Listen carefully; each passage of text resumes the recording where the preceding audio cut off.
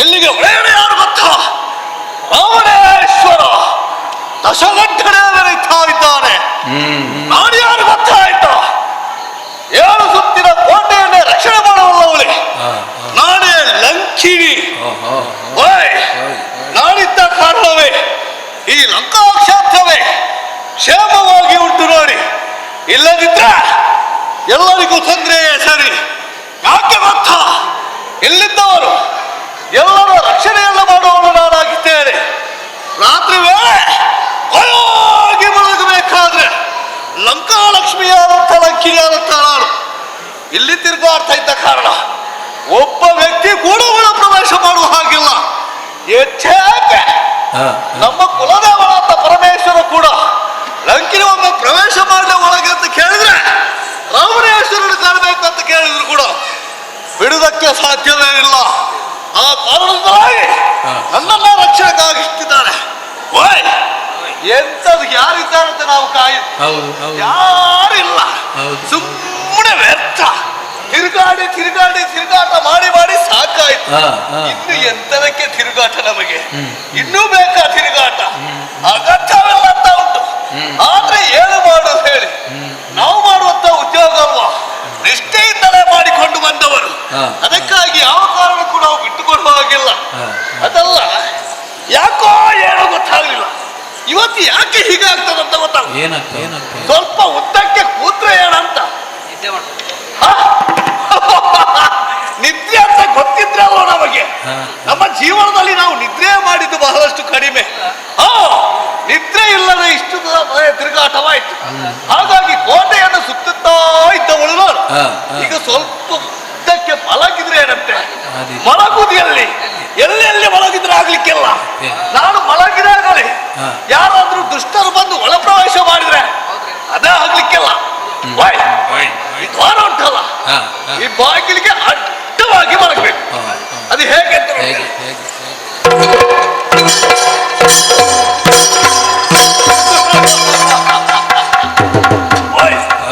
ಇಲ್ಲಿ ಮಲಗಿದ್ರೆ ನೋಡ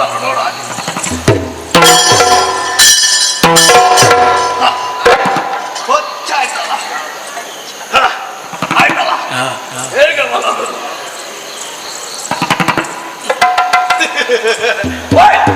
ನಾನು ಸುತ್ತುವರುವಾಗ ನೀವು ಆಚಾರ್ಯ ಅಂತ ತಿಳ್ಕೊಳ್ಬೇಡಿ. ಕ್ರಮ ಹಾಗೆ ಇಲ್ಲಿ ಮಲಗೋಡಿ. ಇನ್ನು ತಡ ಮಾಡುವುದಕ್ಕೆ ಮೊದಲು ತಡ ಆಗಿದಲ್ಲ.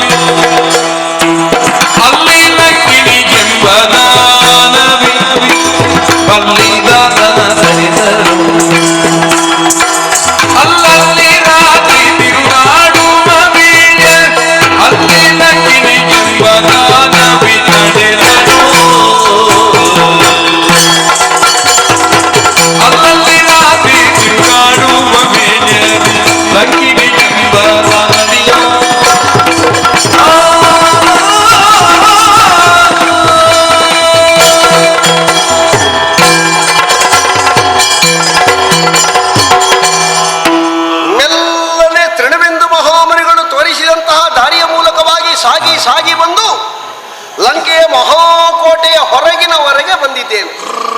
ಇನ್ನೇನು ಒಳ ಸೇರ್ಬೇಕಲ್ಲ. ಓ, ಎಂಥ ಗೊರಕೆ, ಎಂತಹ ಜೋಗುಳ, ಎಂತಹ ಲಾಲಿತ್ಯಮಾನವಾದಂತಹ ಹಾಡುಗಳು. ಮಕ್ಕಳನ್ನು ತೂಗಿ ಮಲಗಿಸುತ್ತಿರುವಂತಹ ತಾಯಂದಿರ ಜೋಗುಳ ಕೇಳಿಸ್ತಾ ಇದೆ. ಜೊತೆಯಲ್ಲಿ ಮುದುಕರು ಗೊರಗೊರ ಕೆಮ್ಮುವ ಧ್ವನಿಯೂ ಕೇಳುತ್ತದೆ. ಲಂಕೆಗೆ ಲಂಕೆಯೇ ಮಲಗಿ ನಿದ್ರಿಸುತ್ತಾ ಇದೆ. ರಾತ್ರಿಂಚರರು ಅಂತ ರಕ್ಕಸರಿಗೆ ಹೆಸರು. ರಾವಣನ ವೈಭವದ ಆಡಳಿತದಲ್ಲಿ ಪರಿಷ್ಕಾರಗೊಂಡಿದೆ. ರಕ್ಕಸರಾದರೂ ರಾತ್ರಿಯ ಹೊತ್ತಿನಲ್ಲಿ ಮಲಗುತ್ತಾರೆ ಎನ್ನುವುದಕ್ಕೆ ಇದೇ ಸಾಕ್ಷಿ. ಏನೇ ಇರಲಿ, ಈ ವೈಭವವನ್ನು ಕಂಡು ನಾವು ಅದಕ್ಕೆ ಮೂಕ ವಿಸ್ಮಿತರಾಗಿ ನಿಲ್ಲುವುದಲ್ಲ. ನನಗೆ ಒಳಗೆ ಹೋಗಬೇಕಾದ ನೀವು ಇದೇ ಅಲ್ವಾ ದ್ವಾರ. ದ್ವಾರದ ಮೂಲಕವಾಗಿ ಒಳಗೆ ಹೋಗ್ತೇನೆ.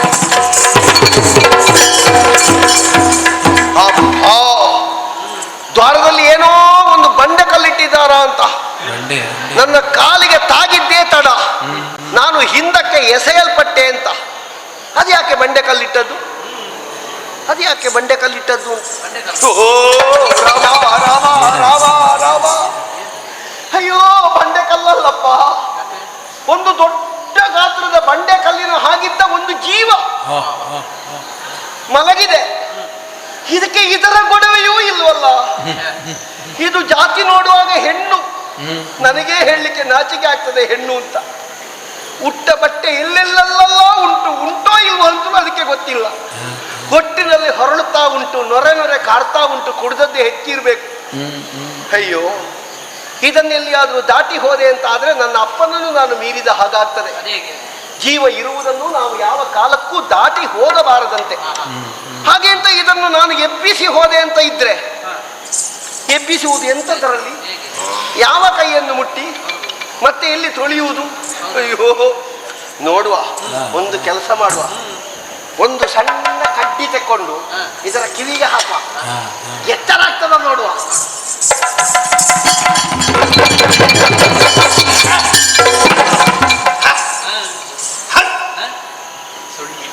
ನಾಯಿ ಮರಿಗಳ ಕಾಟ. ಮತ್ತೆ ಬೀದಿ ನಾಯಿಗಳಿಗೆ ಬಿಡಬೇಡಿ ಅಂತ ಕೇಳಿದ್ರೆ ಯಾರಿಗೆ ಅರ್ಥ ಆಗುತ್ತೆ? ಅದಾಗ್ಲಿಕ್ಕಿಲ್ಲ. ಮಲಗಿ ಸಾಯ್ಲಿಕ್ಕೆ ಬಿಡು. ಇಷ್ಟು ದೊಡ್ಡ ಕಟ್ಟಿಗೆಯ ತುಂಡು ತೆಗೆದು ಕಿವಿಗೆ ತುರುಕಿಸಿದ್ದೇನೆ. ಬೀದಿ ನಾಯಿಗಳು ಅಂತ ತಿರುಗಿ ಮಲಗಿದ್ದಾಳೆ. ಅದು ಕಿವಿಯ ಸುರಂಗವ ಎಂತದ್ದು ಅಂತ ಅರ್ಥ ಆಗುವುದಿಲ್ಲ ಅದರಲ್ಲಿ.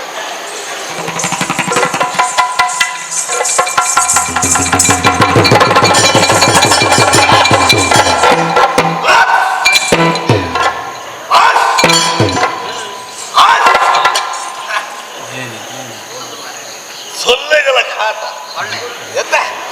ಯಾವ ಕರ್ಮ ಅಂತ ಹೇಳಿ ಮಲಗೆಲ್ಲ ಇಲ್ಲಿ ಸ್ವಲ್ಪ ಹೊರಗೆ ಕೂತ್ಕೊಳ್ತೇನಂತೆ. ಮೂಗಿನ ಹೊಳ್ಳೆಗೆ ಅಷ್ಟು ದೊಡ್ಡ ಕಟ್ಟಿಗೆಯ ತುಂಡು ತುರುಕಿಸಿದ್ರು ಇವಳಿಗೆ ಅರ್ಥ ಆಗ್ಲಿಲ್ಲ. ಸೊಳ್ಳೆ ಅಂತ ಹೇಳ್ತಾಳೆ ಅವಳು. ಪೆಟ್ಟಲ್ಲದೆ ಬೇರೆ ಮತ್ತಿಲ್ಲ. ನೋಡುವ.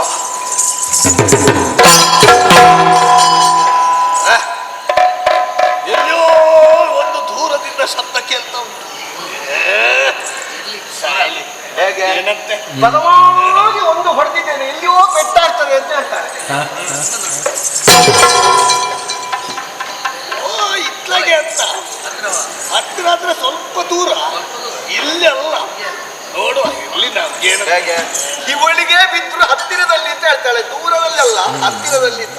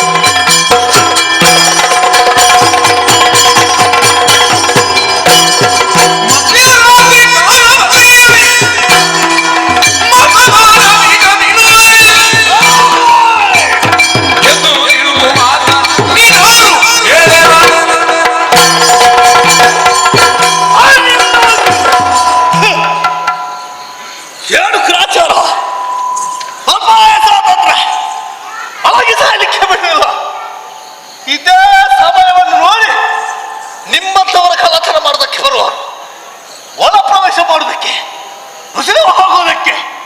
ಏಯ್, ನೀನು ಪ್ರಾಣಿ ಅಲ್ವೇ? ಮಂಕ, ಕೋತಿ, ಮರದಿಂದ ಮರಕ್ಕೆ ಹಾರಿ ಬದುಕುವ ನೀನು. ಎಲ ಎಲ ಎಲ ಎಲ ಎಲ ಎಲ್ಲರೂ ಮಲಗಿದ್ದಾರೆ. ನಿದ್ರೆ ಬಂದಿದೆ ನನಗೆ. ಇದೇ ಸಮಯದಲ್ಲಿ ನಾನು ಕೂಡ ಮಲಗಿದ್ದೆ. ನನ್ನನ್ನು ಎಚ್ಚರಿಸಿ ಏನೋ ಮಾಡೋದಕ್ಕೆ ಮುಂದೆ ಹೋಗ್ತಾ ಇದ್ದಿ. ಪ್ರಾಣಿಗಳಾಗಲಿ ಸಕಲ ಜೀವರಾಶಿಗಳಾಗಲಿ, ಇದು ಯಾವ ಸಮಯ ಅಂತ ನೋಡು. ಇದು ಮಧ್ಯರಾತ್ರಿಯ ಸಮಯ. ಮಧ್ಯರಾತ್ರಿಯ ಸಮಯದಲ್ಲಿ ಎಲ್ಲರೂ ಆಯಾಗಿ ಮಲಗಬೇಕಿತ್ತು. ಆದ್ರೆ ನಿನ್ನಲ್ಲಿ ಕೇಳ್ತಾ ಇದ್ದೀನಿ, ನಿನಗೆ ನಿದ್ರೆ ಬರುವುದಿಲ್ವಾ? ನಿದ್ರೆ ಬರಲಿಲ್ವಾ? ನಿದ್ರೆ ಬರಲಿಲ್ವಾ ಅಂತ? ನಿದ್ದೆ ಇಲ್ಲವೇ? ನಿದ್ದೆ ಇಲ್ಲವೇ ನಿನಗೆ? ನಿದ್ದೆ ಇಲ್ಲವೇ ನಿನಗೆ?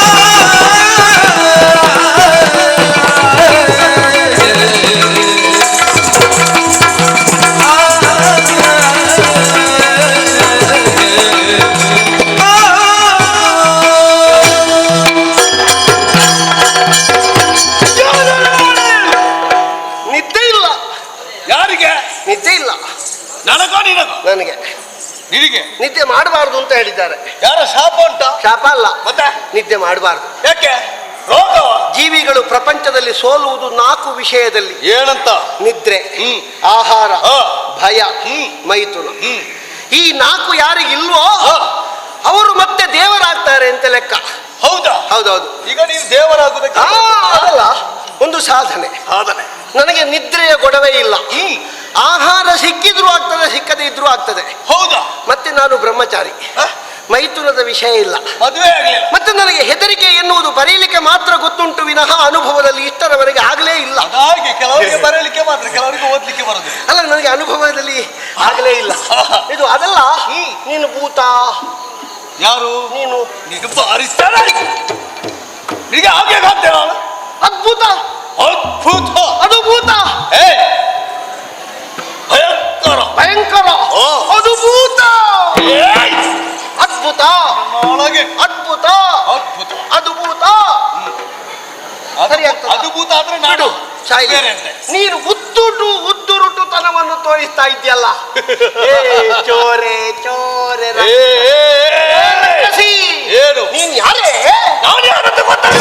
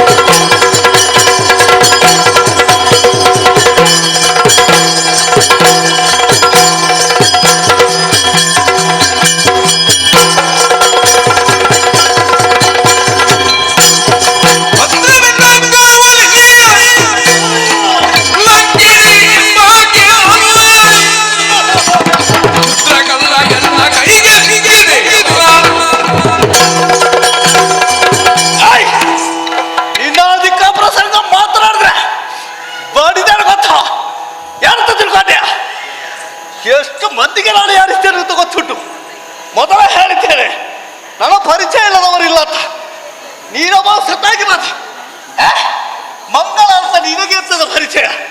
ನಾನು ಯಾರತ್ತ ಕೇಳ್ತಿದ್ಯಲ್ಲ, ನಿನಗೆ ಭೂತನಾಗೆ ಕಾಡ್ತೇನೆ, ಒತ್ತರೊಟ್ಟು ಮಾತನಾಡ್ತೇನೆ. ನಮ್ಮ ಅಭ್ಯಾಸವೇ ಹಾಗೆ, ನಾವು ಮಾತನಾಡ್ದ ಹಾಗೆ, ಮತ್ತೊಬ್ಬರಲ್ಲಿ ಮಾತನಾಡಿ ಹಾಗೆ ಅಭ್ಯಾಸ ನಮಗೆ. ಒಳ್ಳೆತನದಲ್ಲಿ ಮಾತನಾಡಿದ್ರೆ ಮಾತ್ರ ಒಳ್ಳೆತನ ಮಾಡು. ಯಾರತ್ತ ಕೇಳ್ತಿಯಲ್ಲ ಸರಿಯಾಗಿ ನೋಡು. ಇದು ತೋರ ಇದೇನು, ಇದೇ ಲಂಕಾಪುರ. ಈ ಲಂಕಾಪುರದಲ್ಲಿ ಎಲ್ಲರೂ ಮಲಗಿದ್ದಾರೆ. ಇಲ್ಲಿ ಒಡೆಯ ಯಾರು ಗೊತ್ತಾ? ರಾವಣೇಶ್ವರನೆಂಬವ. ಅವಳ ರಕ್ಷಣೆಗಾಗಿ, ಸಕಲರ ರಕ್ಷಣೆಗಾಗಿ ಇದ್ದವಳು. ಯಾರಂತ ಕೇಳ್ತಿದ್ಯಾ?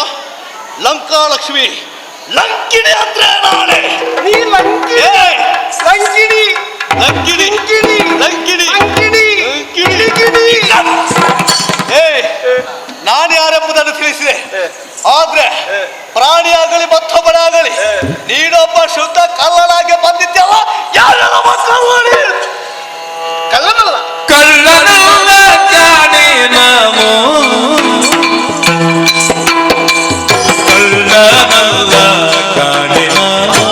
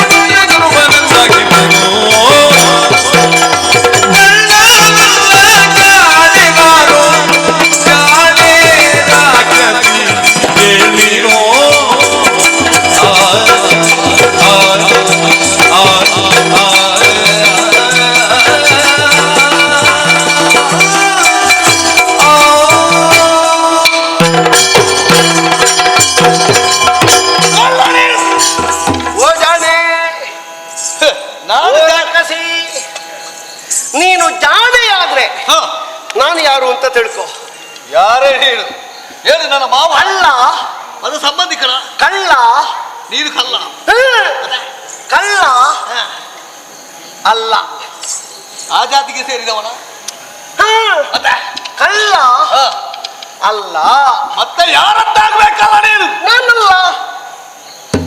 ನೀನಲ್ಲದಿದ್ರೆ ಈ ಮಧ್ಯರಾತ್ರಿಯಲ್ಲಿ ಯಾಕೆ ಬಂದೆ? ಕಳ್ಳ ಹಗಲೊತ್ತಲ್ಲಿ ಸಮಯ ಇಲ್ವ ನಿಮ್ಗೆ? ಕಳ್ಳ ಅಲ್ಲ, ಅಲ್ಲನಲ್ಲ, ಕಳ್ಳ ಅಲ್ಲ, ಕಳ್ಳ ನಾನಲ್ಲ.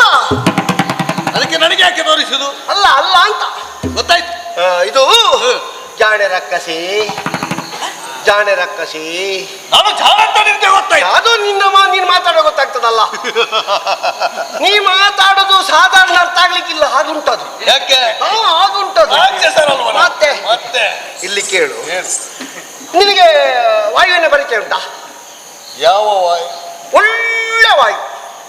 ಅದ್ರಲ್ಲೂ ಕೆಟ್ಟದು ಒಳ್ಳೆಯದು ಅದುಂಟಲ್ಲ. ಯಾವುದು? ಈಗ ದುರ್ಗಂಧ ಇಲ್ವಾ?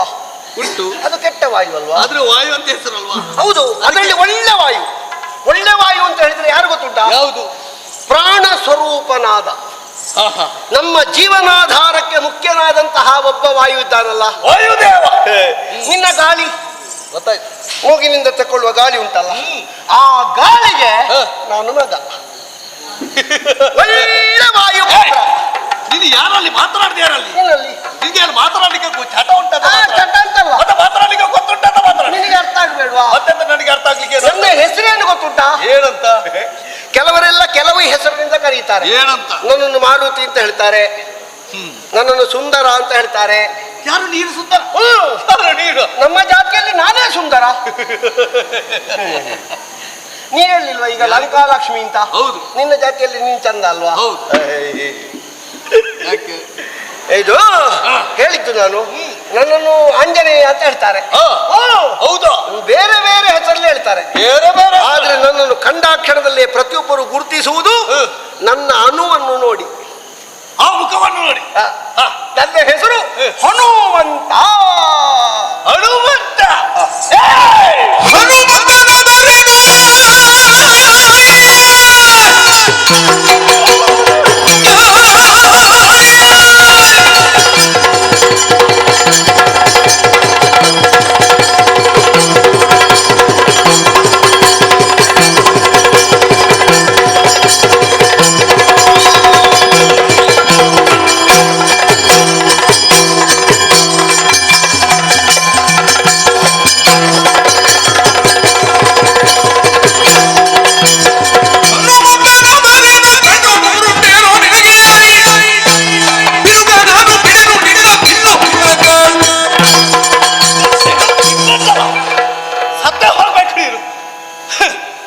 ಅಧಿಕಾರ ಸಂಘ ವಾಯುಪುತ್ರ ನೀನು ಹನುಮಂತ ಹೇಳ್ತಿದ್ದಿ, ಅದು ದೊಡ್ಡ ಸಂಗತ್ಯ. ನಿನ್ನ ಹೆಸರೇ ಹೇಳಿದ ಮೇಲೆ ನಾನು ಒಳಗೆ ಬಿಡ್ಬೇಕಾ? ಏನು ನಾವು ಸತ್ತಾಳದವಳ ನೀನು ಮಂಗ ಜಾತಿ, ಇನ್ನು ಮಂಗ ಬುದ್ಧಿಯ ಮಾತಾಡ್ತಿದ್ದಿ. ಏನಂತ ತಿಳ್ಕೊಂಡೆ? ಒಳ್ಳೆ ವಾಯಿ ಕೊಟ್ಟು ಕೆಟ್ಟ. ಹನುಮಾನ ಆದ್ರೆ ಹೇಳಷ್ಟೇ ನೀನು. ನಾವು ನಮಗೆ ಬಂದವರೊಬ್ರು ಇರ್ತಾರೆ, ಉಕ್ಕಣ್ಣ, ಆ ಪರಮೇಶ್ವರ, ಆ ಈಶ, ಮಂಜುನಾಥ ಹೀಗೆಲ್ಲ ಕರೀತಾರೆ. ಅಂತವ ಕೂಡ ನಮ್ಮ ಒಡೆಯನಾಥ ರಾಮಣೇಶ್ವರ, ಅವನಂತ ಭಕ್ತ ಭಕ್ತರಿಲ್ಲ ಶಿವಭಕ್ತರಲ್ಲಿ. ಅಂತವನಲ್ಲಿ ನನ್ನ ಭಕ್ತರನ್ನು ಒಮ್ಮೆ ಕಾಣಬೇಕು. ಈ ಉದ್ದೇಶ ಪರಮೇಶ್ವರ ಬಂದ್ರು ಕೂಡ ಒಳಗೆ ಬಿಡುವಲ್ಲ, ಮುಕ್ಕಣ್ಣನಾದ್ರೂ ಬಂದ್ರು ನಾನು ಬಿಡಲಾರೆ. ಹನುಮನಾದರೇನು ನೀನು? ಕಣ್ಣು ನಿನಗೆ ಮೂರುಂಟೆ. ಈಗ ಮೂರು ಕಣ್ಣಿದ್ರೆ ಎಂತದು? ಮೂರು ಕಣ್ಣಿದ್ರೆ ಎಂತದು? ಮೂರು ಕಣ್ಣಂದ್ರೆ ಎಲ್ಲಿ ಗೊತ್ತಾ? ಎರಡು ಮುಖರಲ್ಲಿ. ಹೌದು. ಒಂದು ಹನೆಯಲ್ಲಿ, ಅದು ಪರಮೇಶ್ವರ. ನಿನಗಂತ ಈಗ ಕಣ್ಣು ಕಣ್ಣು ಮೂರಿದ್ರೆ ನೀ ದೇವರು ಅಂತ ಒಪ್ತೀಯಾ? ಓಹೋ, ಖಂಡಿತ ಖಂಡಿತ ಒಪ್ತೇನೆ. ನಿನಗೆ ಲೆಕ್ಕ ಬರ್ತದ? ಏನು ಬರದೆ? ಲೆಕ್ಕ ಬರ್ತದ? ಓಹೋ, ನೀ ಲೆಕ್ಕ ಮಾಡ್ಬೇಕು. ಮಾಡ್ತೇನೆ. ನಾ ತೋರಿಸ್ತೇನೆ. ತೋರಿಸು. ಸರಿ ನೋಡು. ಆಯ್ತು. ಇದೆಷ್ಟು? ಒಂದು. ಇದೆಷ್ಟು? ಎರಡು. ಲೆಕ್ಕಾಚಾರದಲ್ಲಿ ಮತ್ತೊಂದಿದ್ರೆ ನಾಲ್ಕಾಯ್ತು. ಬಿಡು, ಅದಲ್ಲಲ್ಲ, ಅದು ಕಣ್ಣಲ್ಲಲ್ಲ. ಕಣ್ಣಲ್ಲ. ಒಂದು, ಎರಡು, ಮಂತವಾದ ಮೇಲೆ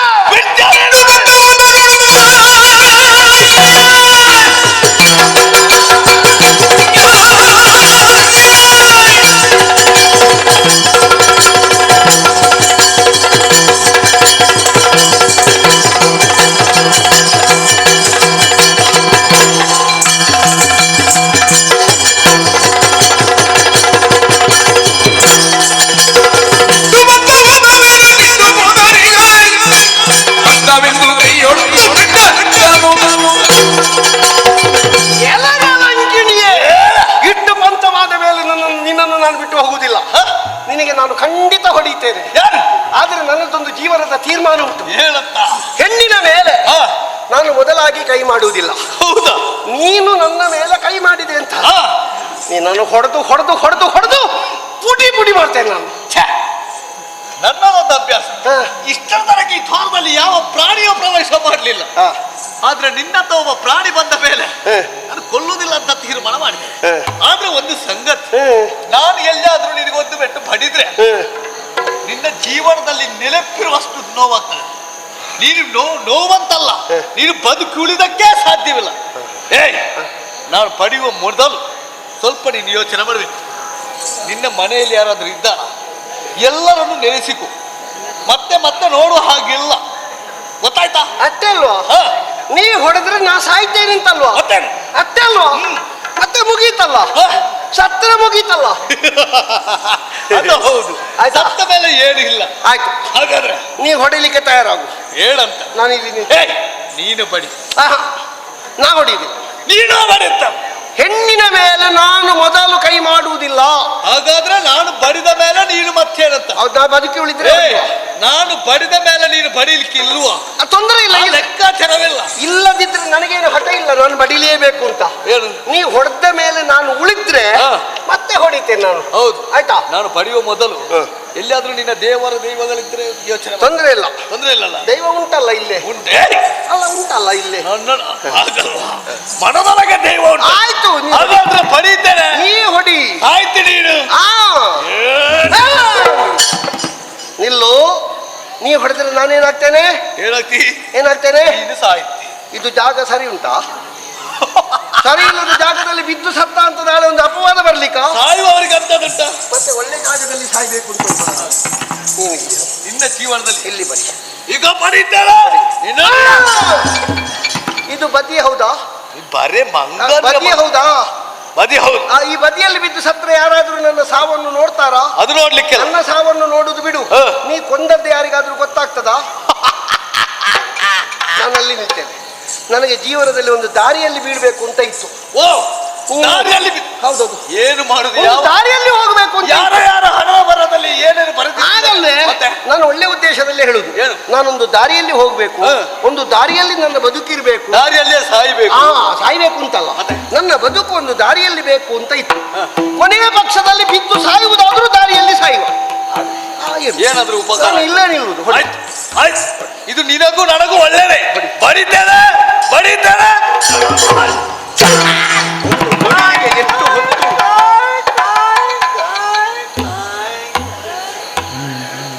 ನೀನು ರಕ್ಕಸಿ ಅಲ್ವಾ? ಹೌದು. ಮತ್ತೆ ಸ್ವರ ಬೇರೆ ಕೇಳಿತು. ಹಾಗಲ್ಲ, ಅದು ಕೈ ಕೈ ಕೈ ಅಂತ ಹೇಳಿದ್ದು. ಅದು ಹೋಯ್ತು. ಹೋಯ್ತಾ? ಒಂದು ಹೋಯ್ತು. ಒಂದೇ ಹೊದ್ದಲ್ಲ, ಒಂದು ಹೋಯ್ತು. ನಿನಗೆ ಎರಡು ಉಂಟಾ? ಎರಡು ಕೈ ಹೊಡಿತೇನೆ. ನೀನು ಒಮ್ಮೆ ಹೊಡ್ತಾಯ್ತಾ? ಒಮ್ಮೆ ಹೊಡೆದಾಯ್ತು. ನಿನಗೆ ಗೊತ್ತಾಗ್ಲಿಲ್ವಾ? ಈಗ ನಿನ್ನ ನಿನ್ನ ನಿನ್ನ ಎಂತದಾಯ್ತೆ? ಎರಡು ಕೈ ಹೋಯ್ತು. ಆಯ್ತಲ್ಲ? ಎರಡೇ ಇರುದಲ್ವಾ? ಹೌದು. ಎರಡಿದ್ದದ್ದು ಹೋಯ್ತಲ್ಲ? ಮತ್ತೆ ನಾಲ್ಕು ಉಂಟು ನನಗೆ. ಕೇಳಿದ್ದು ನಾನು. ಹಾಗಾದ್ರೆ ನಿನಗೆ ಕೈ ಮಾತ್ರ ಇರುದಾ? ಅಲ್ಲ, ಮತ್ತೆ ಕಾಲಲ್ಲಿ ಬೆಡ್ತೇನೆ. ನಿನ್ಗೆ ಕಾಲು ಮತ್ತೆ ನನ್ನ ಕಾಲಲ್ಲಿ ಬೆಟ್ಟಿದ್ರೆ ನೀನು ಸತ್ತೇ ಹೋಗ್ತಿ. ಇನ್ನಾಗ್ಲಿಕ್ಕೆಲ್ಲ. ಕಾಲು ಹೋಯ್ತಲ್ಲ. ಕಾಲು ಹೋಯ್ತಾ? ಆಯ್ತು. ಕಾಲು ಹೋಯ್ತಾ? ಆಯ್ತು. ಕಾಲು ಹೋಯ್ತಾ? ಮೂರು ಮಾಡಿದೆ. ಇನ್ನು ಮುಕ್ಕಾಲಿಲ್ವಾ? ಕಾಲು ಹೋದ್ರೆ ಕಾಲು ಹೋದ್ರೆ ಮುಕ್ಕಾಲಿಲ್ವಾ? ಉಂಟು. ಯಾಕೆ? ನೋಡಿ, ಇನ್ನೊಂದು ಕಾಲು ಉಂಟು. ಅದರಲ್ಲಿ ಮಾಡಿದ್ರೆ ನಾನು ಬೀಳುದಿಲ್ವಾ? ನಿಲ್ಲದು ಹೇಗೆ? ನಿನ್ನದಾಯ್ತಲ್ಲ. ನನ್ನದಾಯ್ತು. ನಿನ್ನದಾಯ್ತಲ್ಲ. ನನ್ನದಾಯ್ತು.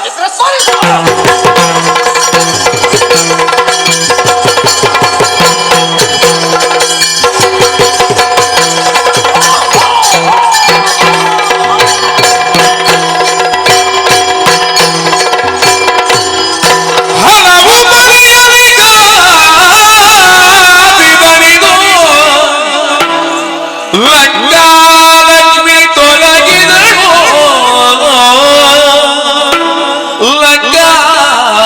ಲಂಕಾಲಕ್ಷ್ಮಿ ತೊಲಗಿದಳು.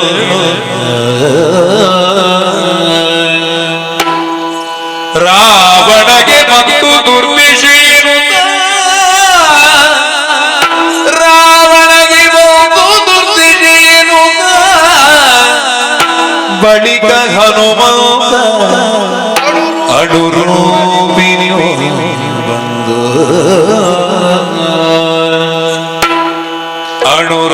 ಅಡುರೂಪಿಣಿಯು ಬಂದಲ್ಲಿ ಸುಡಿದಾರಿ ಹುಡುಕುತ್ತಲಿರಲು. ಬಳಿಕ ಹನುಮಂತನ ನುಡುವಿನಿ ಬಂದಲ್ಲಿ ಸುಳಿದಾಡಿ ಹುಡುಕುತ್ತಲಿರಲು. ಲಂಕಾಲಕ್ಷ್ಮಿ ತೊಲಗಿದಳು,